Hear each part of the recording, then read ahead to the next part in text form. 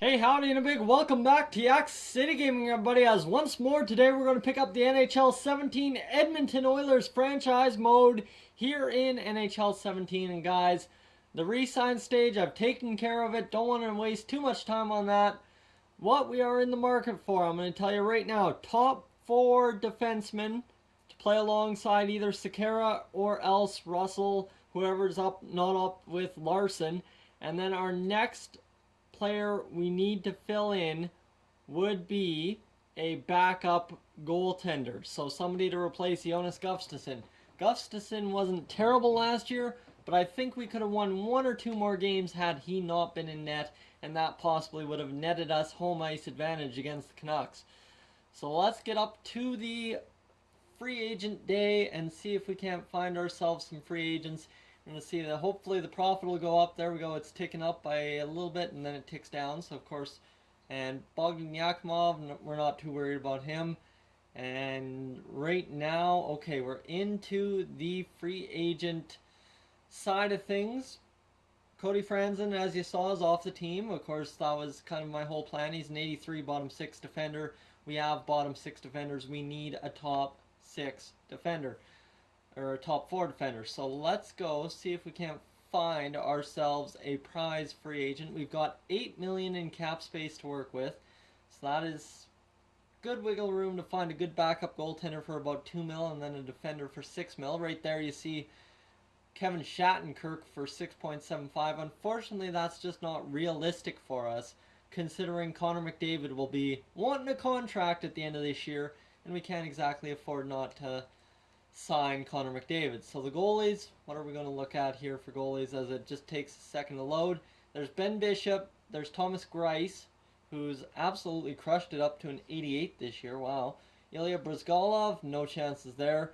Yoni Orchio, a backup, used to be on my Calgary Flames team. He's 26, high starter potential, could be interesting.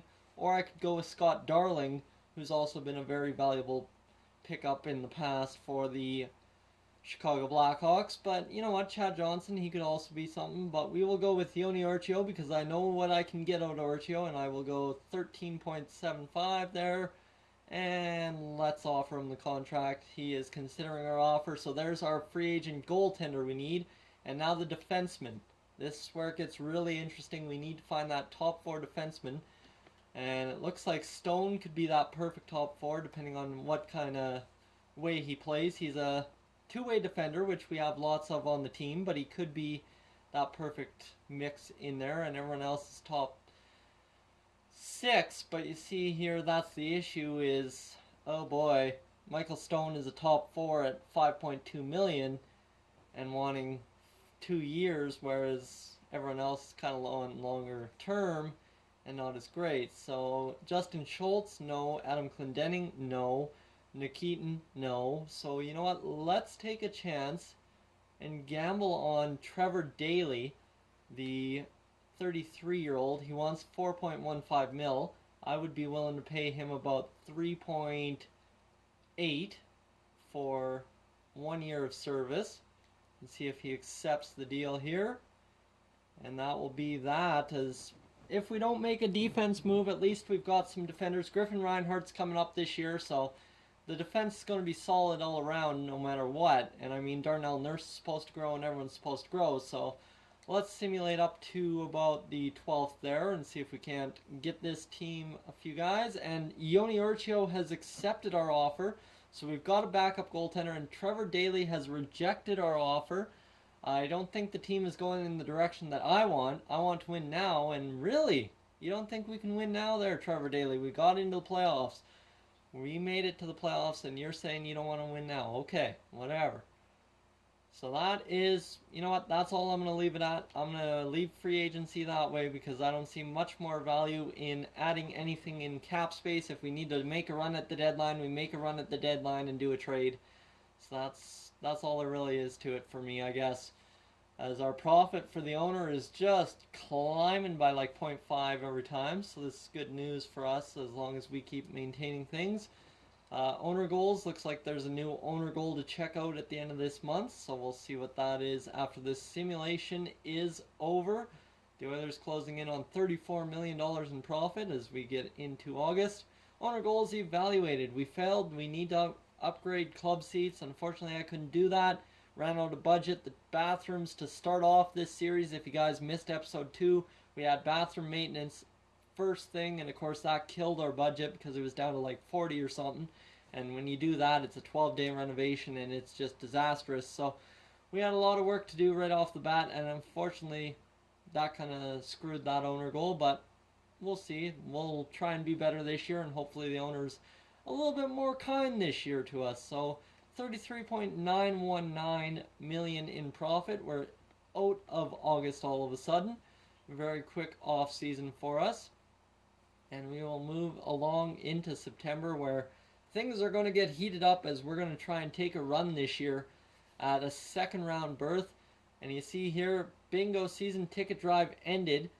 The renewals were pretty good, 95% across the board, so we did well. I'm not going to complain about those numbers. I think I could have got it closer to 99, but that's probably me pricing it a little bit too high and wanting more profit. So Yak-City, I've provided you with extra money for this upcoming season based on profit you earned last year. I am adding 135k to the budget. Really, that's it, 135k. That's not going to do much. As you see, our profit's up quite a bit. And view owner goals, we got to do that. I want 21 sellouts this year to help establish our home ice. That's possible. I can do that. I want us to average at least 75% concession fan happiness. That's good. And I want you to build a new parking lot to increase our parking revenue. Okay, we can build the new parking lot hopefully this year. So there we go. Their preseason games are on there. What's our team looking like overall? 90, 91, 87. Okay, so that's interesting. Let's see why it's only a 90, 97 and whatnot. Alright, so up front we have Milan Lucic, Leon Draisaitl, and Jordan Eberle. Where's Connor McDavid?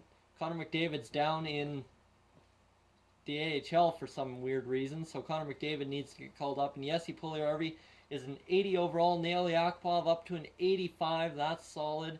So we've got some roster moves to make. So let's options and make the roster moves and see what this team looks like heading into year 2 if we make the proper moves. So centers, we need to send down Anton Lander. No, Anton Lander stays. Taylor Beck, confirm the send down.